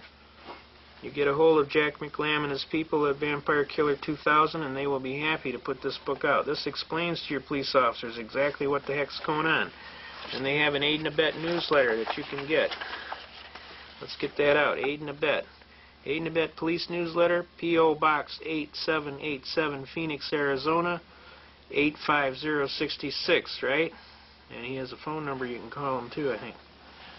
Now, they have these vampire killers out, and it tells the police everything they need to know. Also, they publish a newsletter, Aid and Abet newsletter. You want to make sure, Aid and Abet, okay? And get that to your police officers. What I like to do is when a police officer busts me for something, what I like to do is I like to enroll him in a free subscription. And you know what? He hands it out to everybody. Plus, I'm doing him a service. Now, if you folks don't think this is serious, I'm telling you right now, they are building these work camps, these multi-jurisdictional forces, and these work camps all over. Notice that most of them are coordinated between Michigan, Indiana, Ohio, and Wisconsin. And then they got a bunch more out here in the Wyoming, Idaho, the Great West, and they got them in California. Then they got these detention facilities. Everybody paying attention to these detention facilities? Notice where most of them are, and what they call them is regional prisons. Look at all the ones here in Michigan, Indiana, and Ohio, or Illinois. There's a bunch of new ones since then, too. Yeah, there is. I know there is. They prop up and they call themselves, okay, and then they got battle groups, United Nations battle groups. I mean, we've had reports of Russian troops being in Michigan all summer. And we got positive sightings by people that are retired military colonels and above. And we know they were at Camp Grayling this summer. So I'm telling you folks, the time to wake up is now. Wake up, America, before it's too late. Before you lose your God-given rights to some foreign potentate who might think that you look like a sucker. I mean, you want to buy any apples off that cart? I ain't buying no apples off that cart because I know they're all rotten. Okay? Now, we want to get into Militia? the next thing we want to get into is the militia, right? And then we want to get into taxes seriously.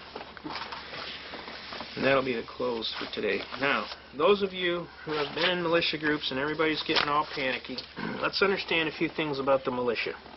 Whether you like it or not, you are in the militia in the state of Michigan. And I will tell you right where it says that. Article 17, militia, right here. What does it say? And this is from the 1850 Constitution. All the way back in our state to the Northwest Territories treaty, they have a militia. but this is an example of what they're talking about. The militia shall be composed of all able-bodied male citizens between the ages of 18 and 45 years, except such as are exempted by laws of the United States and of the state, but all such citizens of any religious denomination whatever who from scruples of conscience, all right, in other words, if you're a conscientious objector, may be adverse to bearing arms, shall be excused therefrom upon such conditions as shall be prescribed by law. And they have conscientious objector statuses, okay? Then you go to the 1908 Constitution, just to show you that this is the God's truth here. 1908 Michigan Constitution. The Michigan militia shall be composed of all able-bodied male citizens between the ages of 18 and 45 years of age, except such as are exempted by laws of the United States or of this state, but all such citizens of any religious denomination who, from scruples of conscience, may be adverse to bearing arms, shall be excused therefrom upon such conditions as shall be prescribed by law. Okay? Now, that's the 1908 Constitution. Now you come up here, now this just lets you know the trend here. Now, we're in the 1963 Constitution, and in the 1963 Constitution,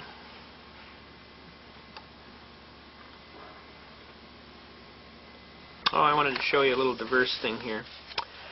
This right here. Common law and statutes in continuance in Michigan. The common law and the statute laws now in force, not repugnant to this Constitution, shall remain in force until they expire by their own limitations or are changed, amended, or repealed. So the common law is prevailing. The militia, here we go. I knew we had seen it. Now notice, folks, as the thing goes on, it gets shorter and shorter. Here's your militia. This is Article 3, Section 4. The militia shall be organized, equipped, and disciplined as provided by law. That's all you get now. Now, when you look in the beginning of this Constitution, there is a empowering statutory phrase that says, all constitutions before, everything they had in them are carried forward to this Constitution. And that's how they're allowed to do this. So what would happen in this case, because they haven't clearly defined it here, they would have to go back in the law to the previous Constitution, which would be the 1908 Constitution, which we just read to you. Well, this one right here. So this one would be the militia shall be composed of all able-bodied male citizens 18 to 45 years of age. So that would be the controlling one, because that's as prescribed by law, just like they said. Does everybody see that? Now, the bottom line here, folks, is a lot of people are all upset about the militia. All the militia is concerned citizens that are worried about their Constitution getting flushed down the toilet. We're not putting up with that stuff. We want people to understand that we love the Constitution, we love our country, and we're not screwing around. Alright, here we go. Generally, the militia shall be organized, equipped, and disciplined as provided by law. Now let's get into that. The single section is substituted for all of this relating to the militia in the present 1908 Constitution. Remember I told you about empowering? The existing article ties the legislature down to an outmoded concept of what the militia should be. You believe that? Boy, our forefathers would be rolling over in their grave. Details as to organizing, equipping, and disciplining the militia are left to the legislative enactment in the interest of the flexibility in future requirements. Does that mean future requirements, if it got nasty and down and dirty, we would have our militia come back? Sounds good to me. I could go for that. The bottom line is the people that know what's going around are not screwing around. They join the militia. Okay?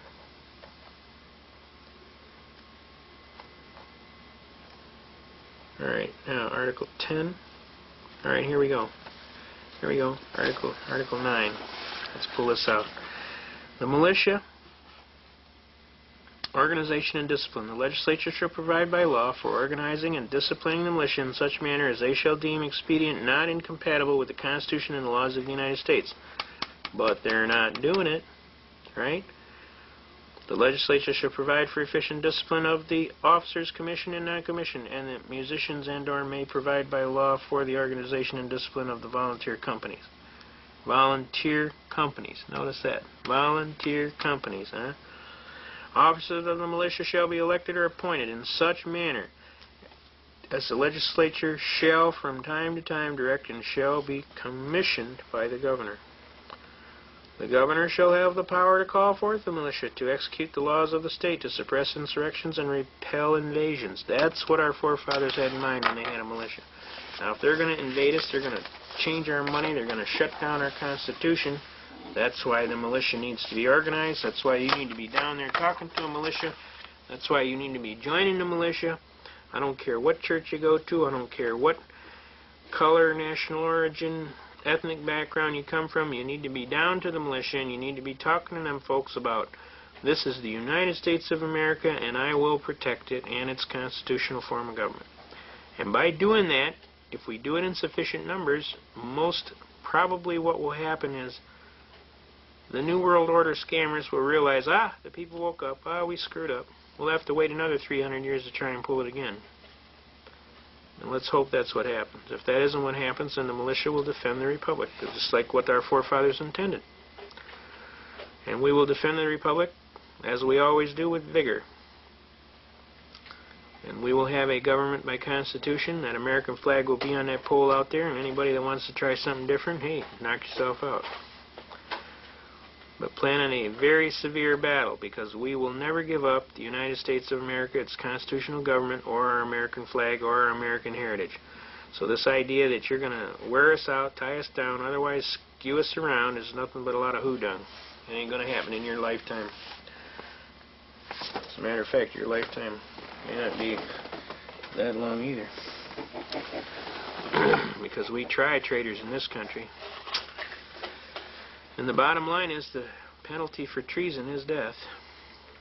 And it's not our purpose to threaten or coerce or otherwise intimidate any person, but we want you to understand that this is the United States of America. This is a country governed by constitutional law, that constitutional law prescribes penalties for criminal acts, and that those criminal acts can be punished by a lawful means.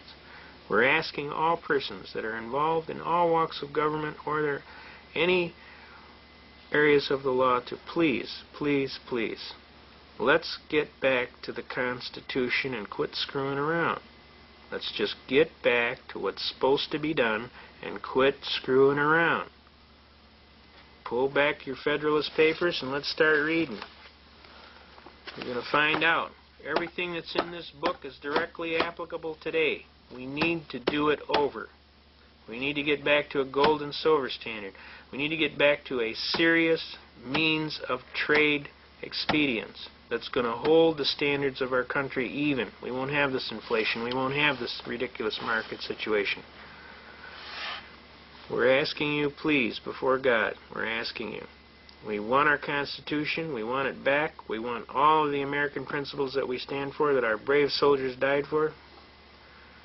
And we're asking you to please quit screwing around. Let's get down to brass tacks. You've been feeding the pablum to the babies too long. Believe me, we're way ahead of you. You may not think so, but I'm here to tell you, we're way ahead of you. You're going to wake up someday and you're going to be shocked. We're going to be all standing out there smiling. Because you're going to be the one that's asleep, not us. We know what we're talking about. We're not fooling around. We want you to honor our Constitution. God bless America. We want you to keep us safe. We want to be into the 21st century stronger than we were in the 17th century. We're not fooling around, so please.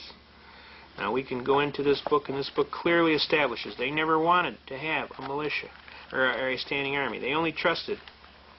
You listen to some of these arguments in here. Okay? But it is said that the laws of the Union are to be the supreme law of the land. What inference can be drawn from this? Or what would they amount to if they were not to be supreme? It is evident they would amount to nothing. A law, by the very meaning of the term, includes supremacy. It is the rule which those to whom it is prescribed are bound to observe. This results from every political association. If individuals enter into a state of society of laws of that society must be the supreme regulator of their conduct. If a number of political societies enter into a larger political society, the laws which the latter may enact pursuant to the powers entrusted to it by its constitution must necessarily be supreme over those societies and the individuals of whom they are composed of. It would otherwise be a mere treaty dependent on good faith of the parties, and not a government, which is only another word for a political power and supremacy. But it will not follow from this doctrine that acts of larger society, which are not pursuant to its constitutional powers, but which are invasions of the residuary authorizes of the smaller societies, will become the supreme law of the land. These will be merely acts of usurpation, which is kind of what's going on, and will deserve to be treated as such.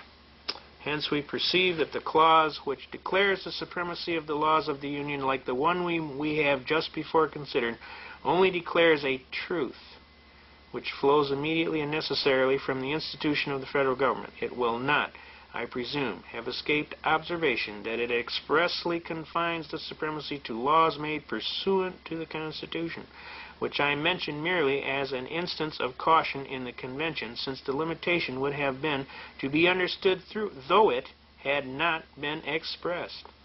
Though a law, therefore, for laying a tax for a use of the United States would be supreme in its nature, and could not legally be opposed or controlled, yet a law for abrogating and preventing the collection of a tax laid by the authority of the state, unless upon imports and exports, would not be the supreme law of the land, but an usurpation of power not granted by the Constitution, as far as an improper accumulation of taxes on the same object might tend to render the collection difficult or precarious. This would be a mutual inconvenience, not arising from the superiority or defect of the power. Now we want to get into some serious arguments here. We want to go to page 108, about the middle of the page. Except as to the rule of apportionment, the United States have indefinite discretion to make requisitions for men and money. That means they can ask. But they have no authority to raise either by regulations extending to the individual citizens of America. That's why we don't have a Title 26 that applies to you. The consequences of this is that, though in theory their resolution concerning those objects are laws constitutionally binding on the members of the Union, yet in practice they are mere recommendations which the states observe or disregard at their option. This is the intent of the framers. Cohen versus Virginia, 632-1821 says this is the exact intent. Is it pretty hard for you to understand what their intent was? They never intended to have an internal revenue, ever. They hated people that operated like that operated a tyranny against the people. All right, let's get on with this. Wise politicians will be cautious about fettering the government with restrictions that cannot be observed, because they know that every breach of the fundamental laws, though dictated by necessity, impairs that sacred reverence, which ought to be maintained in the breast of rulers towards the Constitution of a country, and forms a precedent for other breaches where the same plea of necessity does not exist at all, or is less urgent and palpable. Publius. And it teaches us, in addition to the rest, how unequal parchment provisions are to struggle with public necessity. You know, I mean, you start reading. You got to read. Don't sit there like a bump on a log. Read. Get all kind of good stuff going here. I could sit here and read this to you all night. This Constitution and the laws of the United States which shall be made in pursuance thereof, and all treaties made or which shall be made under the authority of the United States, shall be the supreme law of the land, and the judges in every state shall be bound thereby. Anything in Constitution or laws of any state to the contrary is notwithstanding. The indiscreet zeal of the adversaries to the Constitution has betrayed them into an attack on this part of it, as also without which it would have been evidently and radically defective. To be fully sensible of this, we need only suppose for a moment that the supremacy of the state's constitution had been left complete with a saving clause in their favor. In the first place, as these constitutions invest the state legislature with absolute sovereignty in all cases not excepted but the existing Articles of Confederation, all the authorities contained in the proposed Constitution. Remember I told you about how they tied them together? So far as they exceed those enumerated in the Confederation, would have been annulled. See that? And the new Congress would have been reduced to the same impotent condition with their predecessors. I mean, these people were wise way beyond their years. And this talks about the militia. They never wanted to have a standing army. Never. They always wanted the people to defend by a militia. They wanted the militia to be there ready to kick tail if there needed to be. They wanted to have a Paul Revere running down yelling, "The British are coming, the British are coming," or whoever, somebody. They called them Minutemen. They call them Minutemen for a reason, because they wanted you to grab your kit and be out on the road in a minute, ready to kick tail and repel all borders. That's the way our forefathers thought. Now, they were wise men who had come from a tyrannical environment in the European marketplaces. They knew exactly what was going on, and they weren't screwing around. And the bottom line is they were deadly serious, and they were ready to sign their life. They pledged their life, their future, their fortunes, and everything so that we could have this Constitution.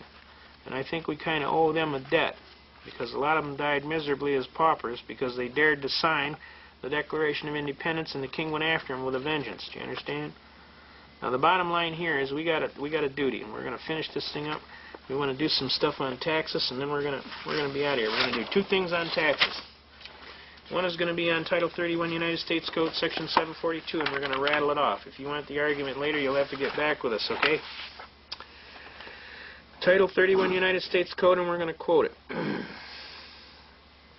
Except as otherwise provided by law, all stocks, bonds, treasury notes, and other obligations of the United States government shall be exempt from state, municipal, and local authority. This exemption extends to every form of taxation that would require either the obligations or the interest thereon, or both be considered directly or indirectly in the computation of the tax. See Memphis Bank versus State of Tennessee et al. Garner. Notice this is Memphis Bank versus State of Tennessee et al. Garner. Everybody got that? That's recorded at volume 459, U.S., page 392. Okay, right here. Right, can you see that? Okay. Now, what this case is this is a Supreme Court case that says that Title 31 United States Code, Section 742 is the supreme law of the land. And it does so on a diversity of tax arguments based on discriminatory franchise of bond holdings. But basically what the Supreme Court said was Title 31, Section 742 was the supreme law of the land. And recorded right in here is exactly what I just quoted to you. Right here, except as otherwise provided by law. Notice it says all stocks, bonds, treasury notes, and other obligations of the United States shall be exempt from state taxation by or under state or municipal or local authority. Now, what does this mean? What are they talking about here? This exemption extends to every form of taxation that would require that either the obligations or the interest thereon or both be considered directly or indirectly in the computation of the tax. This is a unique tax argument. See, when the states went off the Article 1, Section 10 gold and silver standard, you can't pay anyway because of Michigan Compiled Laws Act 21.153. You cannot tender anything other than gold or silver coin to an officer of the government without being a party to a felony. On top of that, how do they figure the taxes? Let's look at our property taxes. This is a big issue. A lot of people get involved with this property taxes. They're tired of being taxed right out of their home. This tax argument is specifically for you. They come to your house, they set a value on your house, they tell you that, your house is worth $100,000, so we're going to tax it at a 50% interest, which would be $50,000. That's a 50% amortization value. We'll figure your house is a $50,000 bracket area, and then we're going to go 7 points on that, 7%, or whatever the percentage is. Now, stop for a second here. How did they figure the value on your house? Well, they said $50,000. There is no dollars. What dollars? You ain't got no dollars. You got dollars? I ain't got no dollars. Dollars of what? Dollars of coffee beans? I don't think so. The bottom line is they talking Federal Reserve notes, and they're putting the commodity item at the reserve notes. Now, what did they just do? Except as otherwise provided by law. All stocks, bonds, treasury notes. What is a Federal Reserve note? It's a treasury note. And other obligations of the United States. What obligations? Title 12, Section 411 says the said notes shall be deemed to be obligations of the United States government. Whoops. Now wait a minute. Let's look at this again. Except as otherwise provided by law, all stocks, bonds, treasury notes, and other obligations of the United States shall be exempt from taxation by or under state or municipal or local authority. Does that mean they can't figure a tax by using obligations to the United States government? You're right. You're absolutely right. This exemption extends to every form of taxation that would require either the obligations or the interest thereon, or both be considered directly or indirectly in the computation of the tax. Now, what are they doing when they figure this 50% amortization of value, and then they add so many points percent, on, and they attack that on, and then they say, well, you owe us this much. Aren't they using Federal Reserve notes indirectly? They are, aren't they? And they're forbidden from doing that. The Supreme Court says this is the supreme law of the land. Well, guess what, folks? This case was originally brought in the matter of People v. Shepard out of Lansing. And after that case, they went in all the law books and they pulled out Title 31, Section 742. That's how scared they are of this title. And we went to Shepard Citations, and we noted that in Shepard Citations there was no note that says annulled, repealed, or otherwise transferred to some other law. There's a hole there, folks. It starts at Title 31, Section 734, and then there's a hole, and then it goes to 752. What happened here? They went in all the law books and pulled this argument out. Why do you think they did that? Because every state in the Union that went off the gold and silver standard under Article 1, Section 10 was locked out of taxing the citizenry in any capacity by the use of obligations of the United States government. That's the only thing you got in your hand, folks. So rather than play that game, they went in all the law books and pulled it out. Then they went in Shepard Citations, and instead of putting a note down there as to what happened, they just created a void.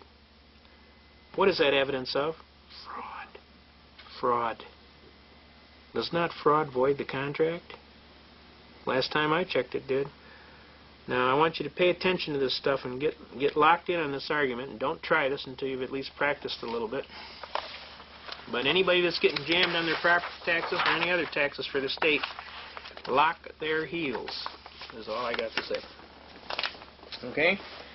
Now, we're going to go into one last argument on income taxes. And I'm not advising you as your attorney. I'm telling you what I have found as a scholar in the law books. I have found these arguments, and if you want to use them, that's your free choice. This is America. Last time I checked, you have a right under the Constitution. We've argued this before the Supreme Court, though, and it cannot be argued against. It's pretty strong. Bear with me a second here. My voice is going. Now, since the Constitution... Alright. Since the Constitution of the United States is the supreme law of the land, we got a unique argument here. It says in Article 1, Section 9, Paragraph 4, most clearly, no capitation or other direct tax shall be laid unless by the enumeration or addition hereinbefore directed to be taken, and that's in Article 1, Section 2, Clause 2, which says income taxes and representation shall be by apportionment, which I will show you. I like to show everybody the rules. Article 1, Section 2, Clause 2. Alright? Just so everybody's on the same wavelength. Article 1, Section 2, Clause 2. Where are we at here? Article 1, Section 2, Clause 2. Representatives and direct taxes shall be by apportionment among the several states which may be included within the Union according to their respective numbers, which shall be determined by adding the whole number. Alright, we got the idea. Article 1, Section 9, Clause 4. No capitation or other direct tax shall be laid unless by the proportion to the census or enumeration as hereinbefore directed to be taken. Well, folks, they're not using the census. They're not using apportionment issue at all. They're evading it totally. Now, there's several arguments here, and it's very catchy, so I want you to pay close attention. Alright? One of the arguments I want to share with you is brought by an infamous, outstanding judge, Judge Beers. He's the gentleman that actually lived the movie Cheaper by the Dozen. He went out and had 2 wives and had 12 kids by each. Man's got a lot of guts. All them kids went to college, too, I want to tell you. Every one of them. I know some of them personally myself. One of them is the director of the law library at Oakland County Court. Excellent people. But Judge Beers got mad, and he called up Jimmy Carter, and he told him, look, we need to have a raise for our judges because we're not keeping up with inflation, etc., etc. And Jimmy told him, no way, Jose. And so Judge Beers filed in court the case of Evans versus Gore, recorded at 253 U.S. 245. Judge Evans sued I.R. Gore of the Internal Revenue Service because he claimed that the Internal Revenue Service diminished his salary during his continuance in office. And we all know that judges of the Supreme Court and inferior court shall hold their office during good behavior and shall receive for their services a valuable compensation which shall not be diminished during their continuance in office. That's Article 3, Paragraph 1. Wait, I'm sorry. Let's see. Article 3, Paragraph 1. The judicial power of the United States shall be vested in the Supreme Court and such inferior courts as may from time to time ordain and establish. The judges both of the Supreme Court and inferior court shall hold their office during good behavior and shall receive at stated times for their services a compensation which shall not be diminished during their continuance in office. Well, guess what, Your Honor? They diminished my salary during my continuance in office. You'll notice that there was no diminishment specified, so all diminishment is forbidden. Okay? And since all diminishment is forbidden, I am constitutionally immune from your income taxes. The Supreme Court came back and said, excellent argument. The 16th Amendment didn't create any new taxing power whatsoever, and clearly, Judge Evans is immune from income taxes, based on the Article 3, Paragraph 1 constitutional immunity. So up jumped the devil in the deep blue sea. Jimmy Carter was most unhappy, so he had to give the judges all a raise to shut him up. And he took his wrath out on Judge Beers, and he went and published the fact that Judge Beers was a bigamist, and he kind of trashed him and got him disbarred and thrown off the bench, which I didn't think was a very nice thing to do at all, because Judge Beers was a good judge. Now, how does this affect you? Basically, this case of Evans v. Gore makes two basic statements. One, the 16th Amendment didn't create any new taxing power, and two, there was, what? An acceptable, possible immunity to the income tax, right? Whoa, I said. Let's go back to Article 1, Section 9, Paragraph 4. No capitation or other direct tax shall be laid unless by the rule of apportionment is hereinbefore directed to be taken. Didn't I have a right to be free from a direct tax on my property? A direct tax is one where I actually come in your pocket and I tax it. I had a right to be free from a direct tax on my property unless by the rule of apportionment is hereinbefore directed to be taken in Article 1, Section 2, Clause 2. Does that mean I'm constitutionally immune? It sure does. But you have to tell them and demand that it's a direct tax. You got to say it's a direct tax on my property. Now what are they going to do? They're going to come around and tell you this isn't under Title 26, this is under Title 27. And that really you're a coal miner, or you're a miner of some kind, or you're a manufacturing handgun someplace. Well, you ask them, all right, let's see the Form 4456. They'll send you the Form 4456, and sure enough, they're going to have you down under some excise tax where they're charging you under BATF for having some fraudulent claim that you're involved in mining or something that requires an excise tax, and that for the privilege of doing business, you have to pay a fee because you're a corporation, an officer of a corporation, or you reside in the District of Columbia. Now let's ask you, that's Section 6331A of the Code. Look up Section 6331A. Those are the only guys that the Treasury Department can levy against. That's the only ones. Are you any of those? No. How could that be? You're not any of those, they can't levy against you. If they can't levy against you, there's no jurisdiction over you. Got me? Does that make clear? I mean, if they could levy against you, they'd have jurisdiction. Now, if they levy against you and you pay them, guess what? You just gave them jurisdiction. You sign their documents, you sign their W-4 form, you don't put down there, like I told you, UD 1-207 without prejudice, guess what? You're in. So, you think. Now, isn't that fraud? Doesn't fraud void the contract? You need to read, folks. We need to get you down here, and we need to read. There's so many beautiful arguments in here, I mean, we can just hammer them. What is income? There is no income defined anywhere in the Code. Oh, Section 61A of the Code says income is wages. No, it doesn't. It says Section 61A of the Code says this is a list of sources from which income could be derived. Not necessarily is be, but could be. And it's compensation. Now, think about the word compensation. Look it up in Black's Law Dictionary. You're going to find out compensation, to make whole. Now, if you're out there and you painted your neighbor's barn, and he told you he'd give you $300 by Christmas, all right? You painted the barn, and Christmas came, and he didn't pay you the $300. Wouldn't you have a loss on paper? You would, wouldn't you? And wouldn't you have a gain? He would, wouldn't he? Now let's say he pays you the $300. What do you got? Do you have a loss? No. Does he have a gain? No. What happened? An equal exchange of property. What happened? You changed your time of life property in labor for his consideration. You have a 0-0 balance. You aren't ahead and he isn't behind. And you aren't behind and he isn't ahead. That is compensation. That's what it means. To make whole. Now, what happens if he doesn't pay you? Doesn't he have a gain? He would have a profit, wouldn't he? A realized profit or gain. He got you to work for him and he didn't pay you, right? And you would have a loss, right? Does that make sense to you? Now, the only way you would have income, by the way they define it in Brusheber versus Union Pacific and some of these other cases, Pollock versus Farmers Loan and Trust, first you would have to have a realized gain from some source, right? Before the period under consideration happened. Now, did you get paid any more than you agreed to? You didn't, did you? You got paid $300. You agreed to $300, you got $300. If you got $301, you had a gain.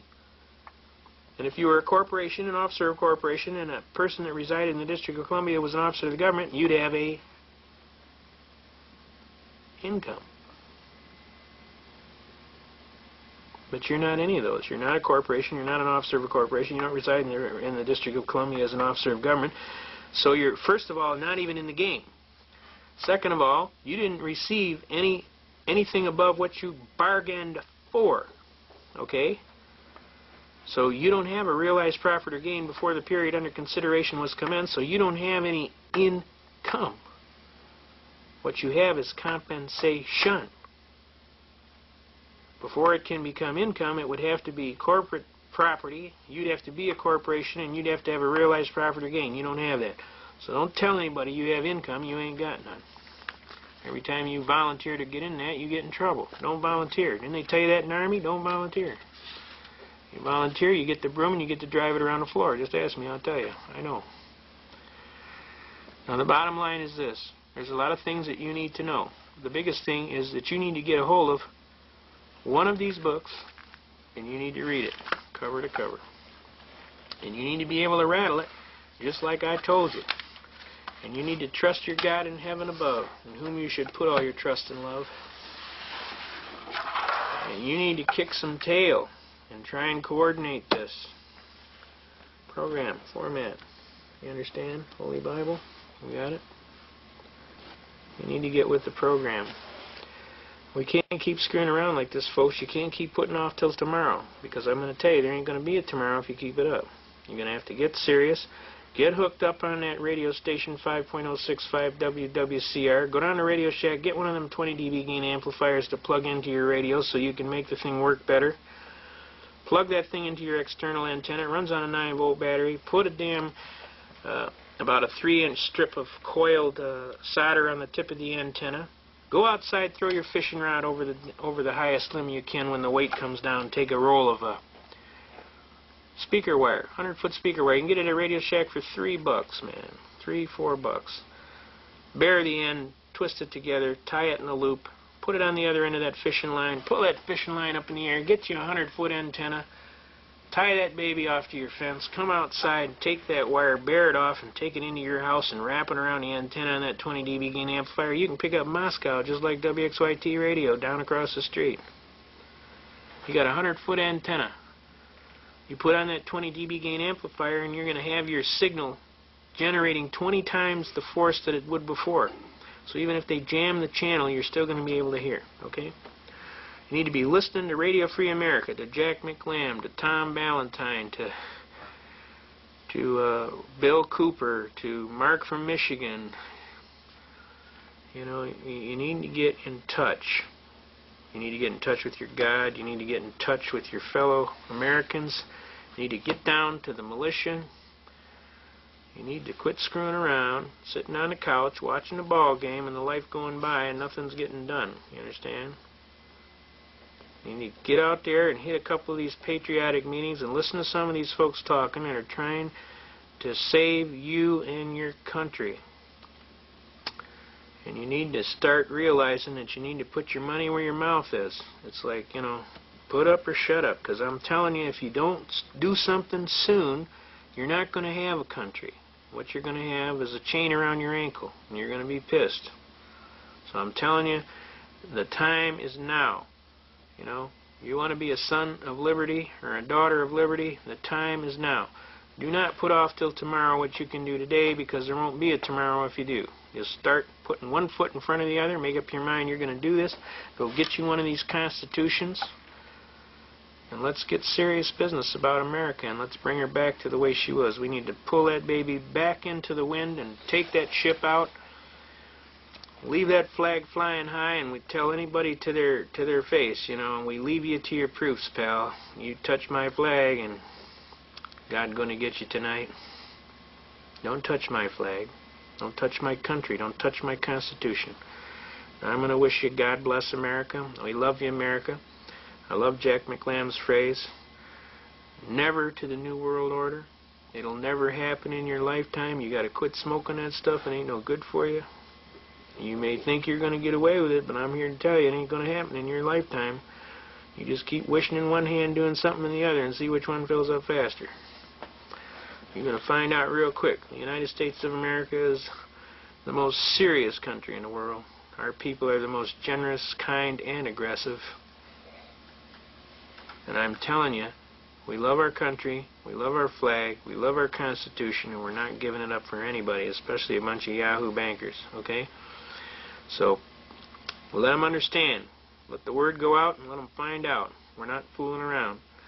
So I'm going to wish you good night. God bless America. Long live the Constitution. God bless all of the fine folks that are standing up and being counted. God bless all the fine soldiers that have given their very life and are still, to this day, giving their life. Now, come on, folks.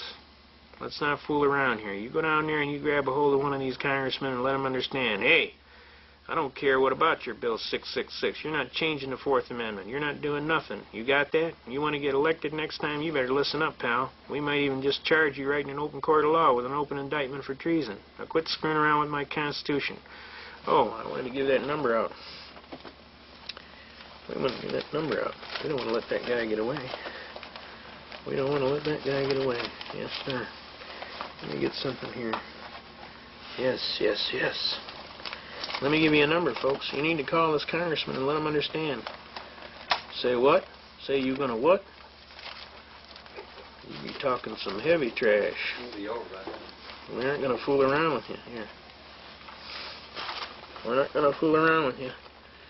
God bless America. Let me get this beauty out here.